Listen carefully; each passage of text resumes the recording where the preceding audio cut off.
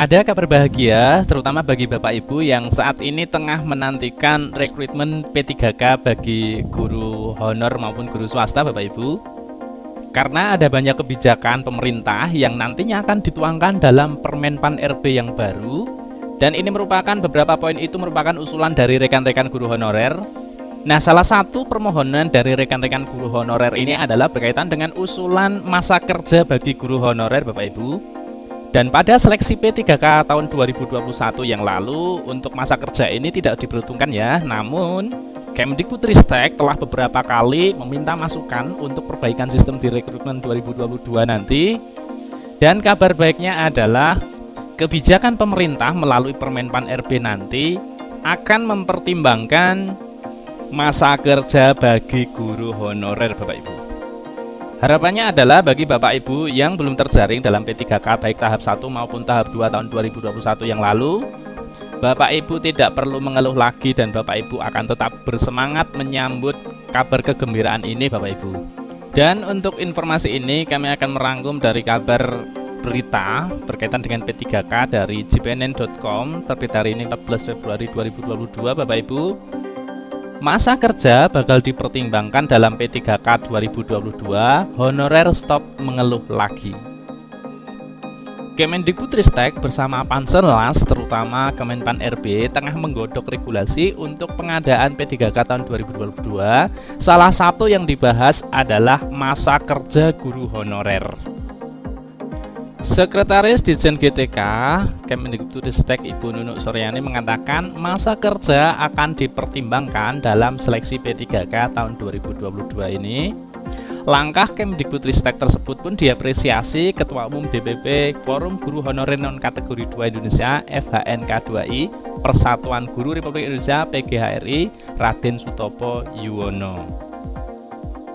Menurut Sutopo, langkah tersebut menunjukkan keseriusan pemerintah dalam menyelesaikan masalah honorer, Bapak Ibu. Sejumlah kebijakan pemerintah yang akan dituangkan dalam Permenpan RB baru membuat kami lega, karena beberapa poinnya merupakan usulan kami yang disampaikan Sutopo kepada jpnn.com.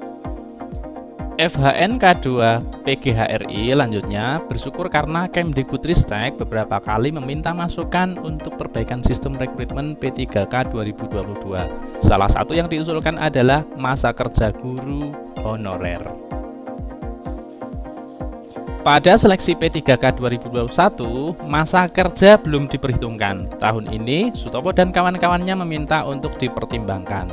Ketua DPD FHNK2I PGHRI Jawa Timur, Ibu Nurul Hamidah mengungkapkan rasa syukurnya karena permohonan mereka dikabulkan, Bapak Ibu.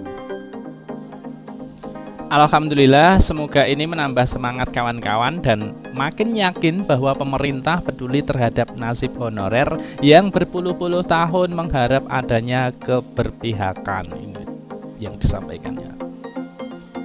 Baik Sutopo maupun Nurul berharap seleksi P3K Guru tahap 3 tetap berjalan sesuai rencana pemerintah. Demikian juga P3K 2022 berjalan lancar, lebih baik dan minim masalah. Itu sebabnya guru honorer diminta mempersiapkan diri sebaik-baiknya untuk menyambut kabar gembira, baik kebijakan menyambut gembira kabar baik kebijakan pemerintah ini.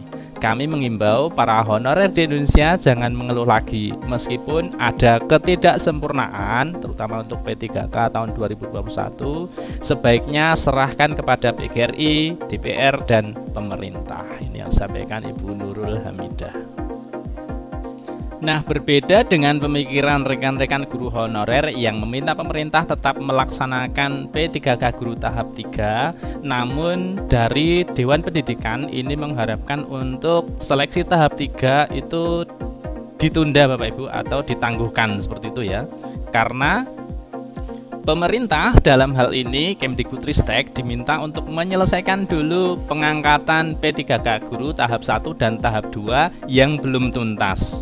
Pemerintah pusat jangan ngototlah, tuntaskan dulu yang tahap 1 dan tahap 2 masih belum kelihatan wujudnya. Ini yang dimaksud Bapak Dedi Dewan Pendidikan Kabupaten Garut. Yang dimaksud belum kelihatan wujudnya ini adalah tahap 1 dan tahap 2 itu masih banyak yang belum selesai untuk penetapan NI P3K-nya dan juga penyampaian penerimaan SK P3K-nya Bapak Ibu, baik dalam tahap 1 maupun tahap 2. Sehingga Bapak Dedi, Dewan Pendidikan Kabupaten Garut ini meminta untuk seleksi tahap 3 itu ditangguhkan terlebih dahulu ya. Jadi harapannya pemerintah untuk menyelesaikan pengangkatan P3K guru yang tahap 1 dan tahap dulu itu hingga tuntas. Belum lagi, kata Dedi, guru-guru honorer yang lulus P3K tahap 1 dan tahap 2 tanpa formasi. Contohnya, Kabupaten Garut formasinya hanya 196 Bapak Ibu. Akibatnya sebanyak 2.500 guru honorer tidak kebagian formasi. Para guru honorer tersebut saat ini harap-harap cemas jika nanti digelar seleksi tahap 3. Artinya mereka harus bertarung kembali dengan guru-guru swasta. Mereka juga harus memilih formasi di luar daerahnya. Ini yang disampaikan Pak Dedi.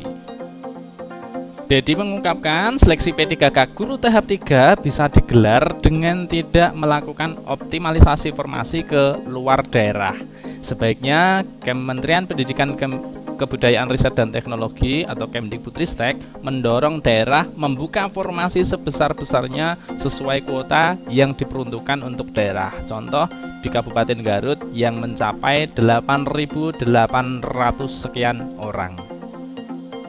Bagaimana agar formasi ini tersedia? Pusat dan daerah harus duduk bareng, cari solusinya bersama, bukan hanya saling melempar statement yang memicu kegaduhan.